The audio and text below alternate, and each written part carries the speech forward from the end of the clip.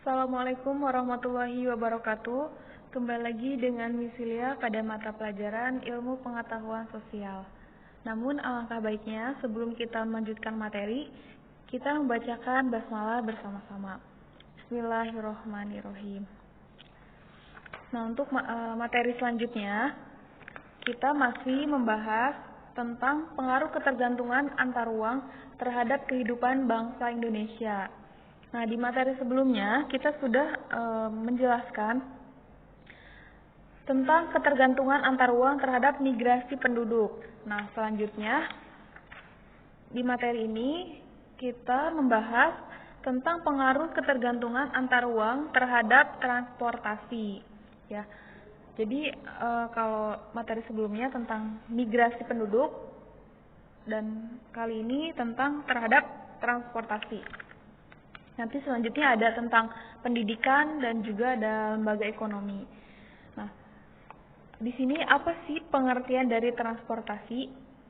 Nah, jadi transportasi ini berasal dari kata transport yang artinya angkutan. Adapun dari kata transportasi berdasarkan KBBI, Kamus Besar Bahasa Indonesia, adalah pengangkutan barang oleh berbagai jenis kendaraan sesuai dengan kemajuan teknologi. Kemudian transportasi juga dapat dibagi menjadi 3 bagian.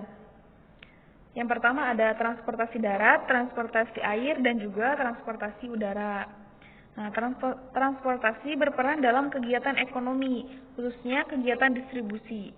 Agar kegiatan distribusi berjalan dengan baik, diperlukan sarana transportasi yang baik pula. Kemudian selanjutnya di sini ada transportasi Indonesia. Nah, pada bagian ini kita tentunya akan membahas dan juga memperhatikan transportasi di Indonesia. Nah, akan dibagi menjadi 3 ya. Yang pertama ada transportasi darat, transportasi air, dan juga transportasi udara. Yang pertama ada transportasi darat ya. Alat transportasi darat meliputi sepeda, gerobak, dokar, sepeda motor, mobil, dan juga kereta api. Nah, penggunaan jenis alat transportasi darat tergantung pada karakteristik suatu wilayah. Akibatnya, tidak semua wilayah di Indonesia memiliki semua jenis alat transportasi darat, contohnya adalah kereta api. Nah, di sini yang di Indonesia, kereta api saat ini baru berkembang hanya di Pulau Jawa dan sebagian Pulau Sumatera. Ya, namun pemerintah telah merencanakan di proyek jalur kereta api Trans Sulawesi. Jadi tidak hanya di Pulau Jawa dan Pulau Sumatera saja. Kemudian di halaman 131 kalian bisa lihat itu ada tabel jumlah penumpang Perum Damrit pada tahun 2016. Itu tertinggi yaitu dengan bus kota ya. Kemudian juga ada dari Kementerian Perhubungan berkaitan dengan transportasi darat itu yang pertama ada angkutan jalan, kemudian ada angkutan antar provinsi, antar kota juga ya. Kalian bisa lihat di halaman 131. Kemudian yang kedua ada transportasi air. Nah, sebagian besar wilayah Indonesia merupakan wilayah perairan. Maka di Indonesia, sarana transportasi air menjadi salah satu hal penting. Transportasi air dapat digunakan untuk mengangkut manusia maupun barang-barang. Alat transportasi air dapat digunakan di sungai, danau, maupun laut. Adapun sarana pendukung transportasi air mencakup dermaga dan juga pelabuhan. Nah, ini di halaman 132 juga kalian bisa lihat tabel jumlah penumpang angkutan penyeberangan pada lintas penyeberangan komersil pada tahun 2016 ya. Tertinggi yaitu di pelabuhan Merak, Banten ya. Merak Banten ke Bakauheni atau ke Lampung. Nah, itu jumlah tertinggi dari penyeberangan lintas komersil ya. Pada lintas penyeberangan komersil pada tahun 2016. Kemudian yang ketiga ada transportasi udara. Transportasi udara merupakan sarana transportasi yang berkembang pesat di Indonesia. Melalui alat transportasi udara seperti kapal terbang, jarak yang jauh dapat ditempuh dalam waktu singkat. Jadi melalui transportasi udara ini seperti kapal terbang, jarak yang jauh juga itu dapat ditempuh dalam waktu singkat. Padahal jarak yang jauh itu bila ditempuh menggunakan alat transportasi darat maupun air dapat memakan waktu yang lama atau memakan waktu yang berhari-hari kayak gitu.